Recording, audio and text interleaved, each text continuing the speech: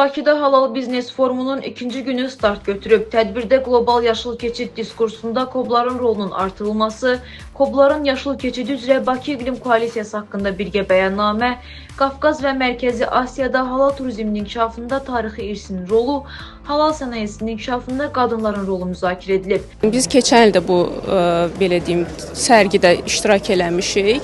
Bizim kimi kiçik bizneslərin tanıdımı üçün çox önəmlidir. Buna görə də mən həm KOBİAya, həm də İslam İşbirliyi dövlətlərinə təşəkkür edirəm. Qiymətlər dəyişir, çünki belə deyim də, məsələn biz şərfləri götürək. Şərflər 14 manatdan başlayır, amma geyimlər 14 manatdan mümkün deyil. 50 manatdan başlayır.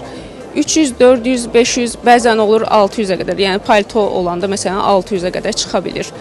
O dəyişir. Biz həm də təbiət dostu bir brendik. Azərbaycanda ilk dəfə etiketlərimizdə toxumlu etiket istifadə edirik.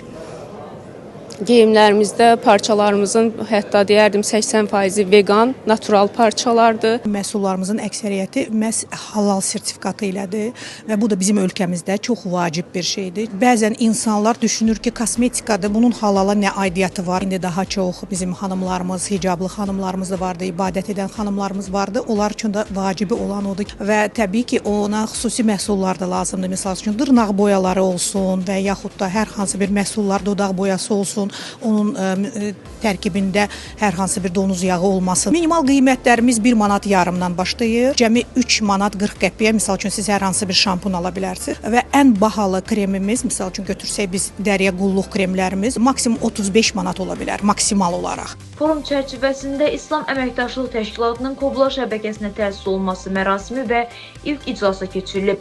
Şəbəkənin yaradılmasında məqsəd İslam Əməkdaşlıq Təşkilatı çərçivəsində KOB-lara dəstək göstərən qurumların əməkdaşlığının gücləndirilməsidir. Bildirilib